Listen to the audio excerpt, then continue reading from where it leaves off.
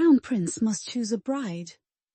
Prime Minister Richard stepped forward confidently and said, "My daughter Olivia excels in music, chess, calligraphy and painting."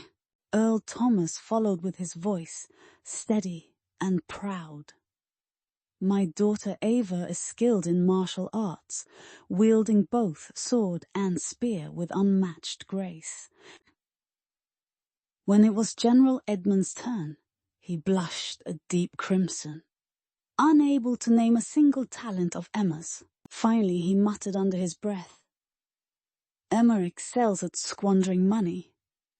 The Emperor's eyes lit up with unexpected delight. Crown Prince Elijah Collins is frugal.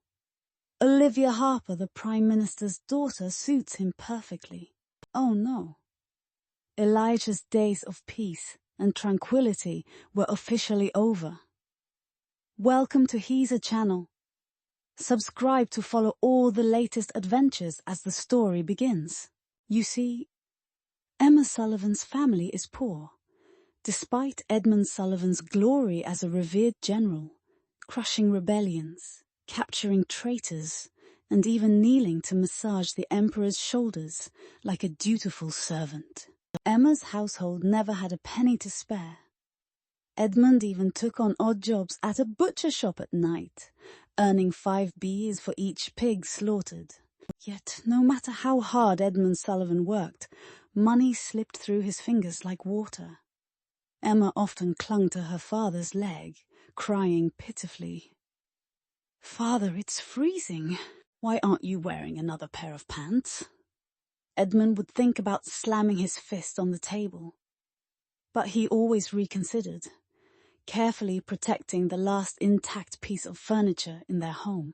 Instead, Edmund glared at Emma, his voice filled with indignation as he said, "You dare ask? The money for mending your pants went to your reckless spending."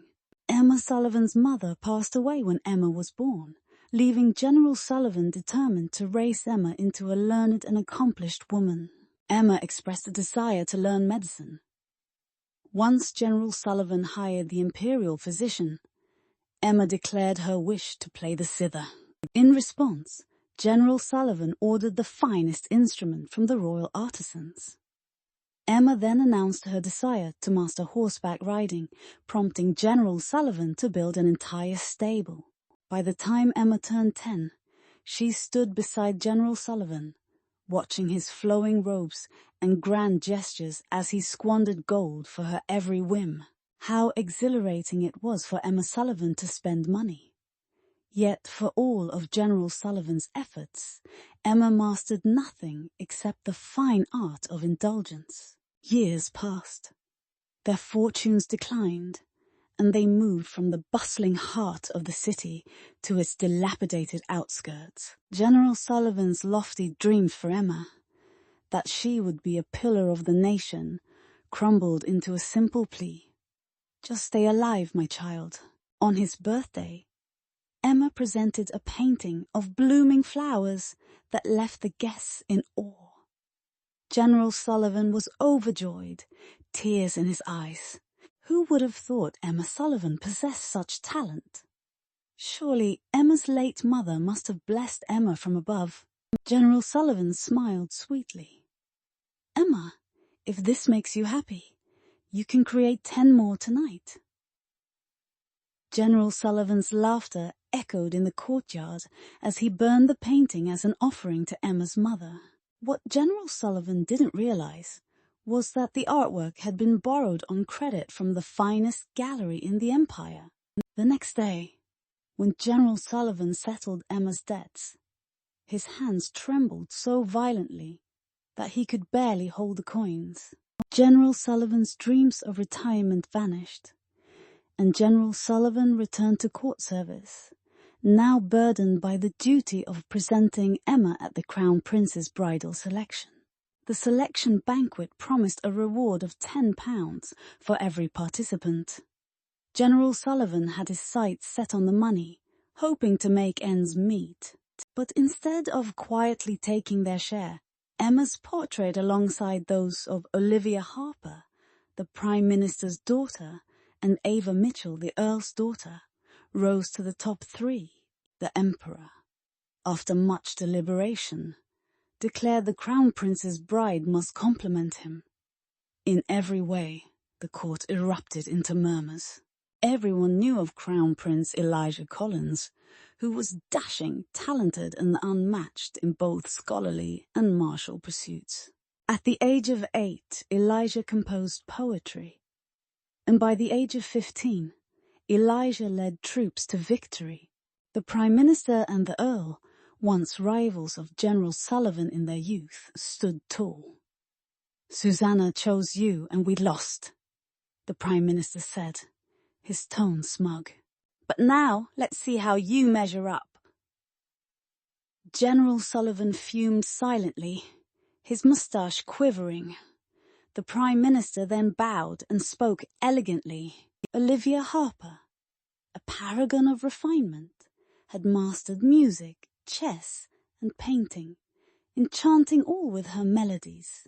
Her ability to summon butterflies to dance was legendary, and her artwork graced the halls of the finest gallery. The Earl then stepped forward, his voice ringing with pride as he spoke of his daughter, Ava Mitchell, who was 17 that year. Ava Mitchell was a fearless warrior, having once captured a fugitive single-handedly, a criminal who had evaded justice for a decade. The Emperor's gaze then fell upon General Sullivan, who cowered in the corner, hoping to avoid attention. General Sullivan summoned all his courage. Edmund Sullivan puffed out his chest. However, no matter how hard Edmund racked his brain, he could only stammer, "Emma excels at squandering money?" The room fell silent. Edmund prayed the Emperor would dismiss them quickly so that he could return to the butcher shop. 5 pigs awaited Edmund, and business was competitive in the West Street market. Instead, the Emperor's eyes gleamed. "The Crown Prince is frugal. Emma is an excellent match for him." Thus, a decree was issued, and Emma Sullivan became the Crown Prince's betrothed. The news reached Emma as she lounged in a tea house, cracking sunflower seeds while watching an opera. A white-robed man sat nearby, his elegant features serene. Their loyal steward burst in, gasping for breath. "Miss Sullivan, you've been chosen as the Crown Prince's bride." The white-robed man paused, his gaze fixed on Emma. Shock fell upon Emma. Oblivious, she continued watching the stage. "What?" Emma asked. Now June struggled to catch her breath. "Crown bride? What bride?" Emma inquired. Still distracted, June finally spoke. Her deep voice cut through the air. "The Crown Prince's bride." Emma froze for a moment before nearly jumping onto the table. "Wait, who's the Crown Prince?" Again, the guard stepped forward, glaring at Emma as if she had committed treason. "You dare not know the Crown Prince?" the guard demanded. Emma replied honestly, "I didn't."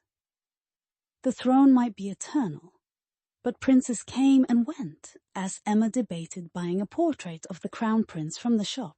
June leaned closer.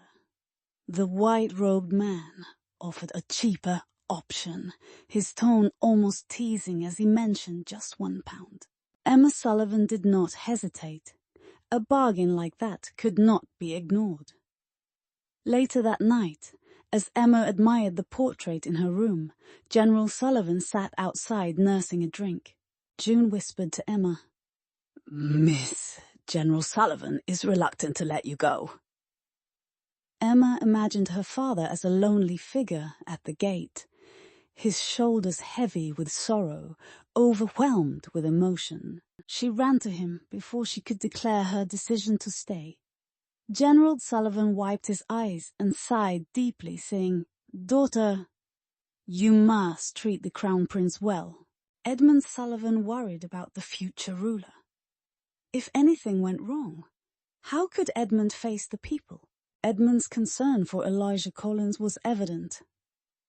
Edmund thought back to the portrait and couldn't help but shed tears. Edmund panicked and tried to console Emma. "My dear, don't cry. Father is fine. Father can take care of himself." Edmund understood Emma's reluctance to leave, but as they both sobbed, Emma choked out, "Father, Elijah Collins is just too ugly. No wonder they picked me to be his bride." Although Crown Prince Elijah Collins isn't exactly Emma Sullivan's type, Emma decided to make peace with her fate. Since the wedding was imminent, Emma thought it best to get to know Elijah better. Rumor had it that Elijah rarely ventured outside, had no taste for wine or women, and was deeply devoted to books. So Emma went to a bookseller and asked for a stack of books. The bookseller inquired, "What kind of books do you want?" Blushing under the sun, Emma scratched her head awkwardly and replied, "Something for my future husband. Books? We can read and study together." The bookseller gave Emma a look, half amused and half intrigued, before handing her a bundle that carried the neatly wrapped stack of books. Emma made her way to Crown Prince Elijah Collins's residence. The guards at the gate didn't recognize Emma, so she decided to climb over the wall. Instead, it wasn't so much that Emma needed to see the Crown Prince. Emma just really wanted to climb that wall after landing on the other side. Emma spotted a man lounging under a willow tree, casually playing with a fish in a pond. His features were striking, and his demeanor was elegant, a true gentleman. When his gaze shifted to meet Emma's, Emma raised her chin proudly and announced, "I am the future Crown Princess." The man's deep voice replied, "I know." Emma squinted, studying him. Only then did Emma recognize him as the white-robed gentleman with whom she had shared sunflower seeds at the tea house for half a month. So he worked here too. Emma's legs were growing tired. So Emma knocked on the armrest of his reclining chair and said, "Move, let me lie down." The man looked puzzled. "Do you know who I am?" Fanning herself with a sleeve, Emma replied nonchalantly, given their respective statuses, "Aren't you supposed to obey Emma?" After a moment's silence, June rose gracefully. "As you command, Your Highness." Emma gave June a fierce look. "And don't you dare tell anyone about this, or you'll regret it." As Emma lay down, she soon fell asleep.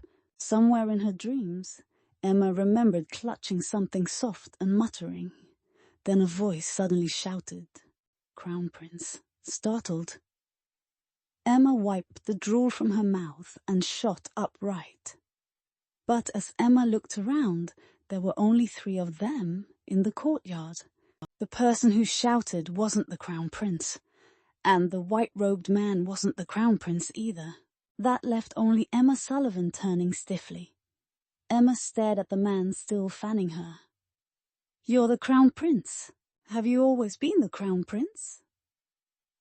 Elijah Collins glanced at Emma, his gaze almost reproachful. "And how long will Her Highness make me fan her?" Emma's mind raced, as realization struck that treacherous shopkeeper. That shopkeeper sold Emma a fake portrait, and Emma spent her last savings on it. Elijah raised a brow, his smile inexplicably gentle. "Why is your face so red, Your Highness?" Emma thought. What else could it be? Emma Sullivan burned with embarrassment and fury. Emma stormed out, leaving the books behind, determined to confront that scoundrel of a bookseller. As Emma hurried away, she overheard a soft voice behind her. "Master, why does the Crown Princess seem so flustered?" Then Elijah Collins, the Crown Prince, responded calmly. Blushing, she fled her steps. A whisper floated in the air. as Emma paused at the threshold to glance once more. Emma ran home to find her father, General Sullivan, clutching his coin purse. "Father!" Emma called instinctively. General Sullivan tightened his grip on the pouch. Emma Sullivan called out to her father. "Why are you calling me?" "Go. Find Crown Prince Elijah Collins." Emma arrived at Crown Prince Elijah's residence and discovered a group of officials gathered at the entrance, deeply engaged in conversation. Prime Minister Oliver Harper stroked his beard thoughtfully and announced, "I'm here to discuss the flooding issue with His Highness." The Grand Tutor, Charles Mitchell, nodded in agreement, stating, "I've come to plan the reconstruction of the Women's Academy." Meanwhile, Deputy Minister of Justice, Richard Thompson, clasped his hands together and added, "The corruption case in Sea City involves numerous officials. We need Crown Prince Elijah's decision." All eyes turned to Emma Sullivan. Emma had come for lunch, but Emma couldn't very well admit that. So Emma straightened her posture and declared, "I am here to study with the Crown Prince." Just then, Elijah Collins arrived, seizing the moment. Emma tugged at Elijah's sleeve and urged, "Quick, tell them what kind of books I gave you last time." For a brief second, Elijah's flawless expression cracked. "Must I tell them here and now? What's there to hide?" Emma and Elijah were both serious scholars. The officials leaned in, clearly intrigued before Emma could press further. Crown Prince Elijah Collins hastily ushered Emma Sullivan into a side chamber. Elijah's palm was uncharacteristically warm. Elijah instructed Emma to stop causing trouble, assuring her that he would come find her once he was done. Emma waved at Elijah as he left, reminding him not to forget to study with her later. Elijah stumbled slightly before Emma asked why he seemed distracted. He no longer appeared interested in the books. Elijah waved dismissively, declaring that those books were child's play. Elijah boasted that he had memorized them all. Emma challenged him, expressing disbelief and asking him to recite one for her. As the wind rustled through the trees, Elijah's dark eyes fixed intently on Emma. Elijah Collins began, his tone low and deliberate. Why does Emma Sullivan seem particularly fond of visiting my residence?" Elijah had figured it out. Emma came for the food. In truth, meals at Elijah Collins's estate were limited just enough for the two of them, but Emma happened to eat as much as two people. Elijah Collins' portions therefore depended entirely on how much Emma left for him. Panicking, Emma blurted out, "Of course, because I'm hungry." Elijah's breathing grew uneven. "One of the books you gave me also had a woman saying she was hungry." Then Emma Sullivan interrupted, asking, "And then what?" Dogan Miller didn't reply. "Finish your sentence," Emma demanded instead. Dogan murmured, "Do you like it?" "Like what? Hungry people eat food?" "It's that simple," Emma said, confused. She nodded firmly. "I do." Dogan's breath quickened further before he dismissed her with a cryptic, "This isn't proper." Thus, Emma was sent out of the estate. Soon, word spread to the Empress Dowager's ears that the Crown Prince and Emma Sullivan didn't get along. The Empress summoned Emma to court. But before Emma could even greet the Empress, she found Elijah Collins already arguing with her. The Empress Dowager spoke sternly, emphasizing that Emma Sullivan lacked Ava Mitchell's cleverness, and questioned how Emma would ever manage the harem. The Empress Dowager expressed concern for the future of the dynasty, noting that Emma's father had been impulsive,